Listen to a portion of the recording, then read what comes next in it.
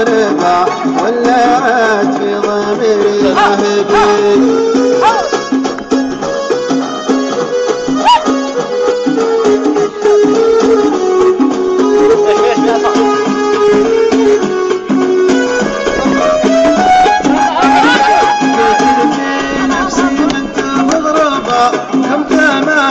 واشاور صاحبي قال وابشر بعزك واطلبه وان ما زايل عن مثلك ايش نبي.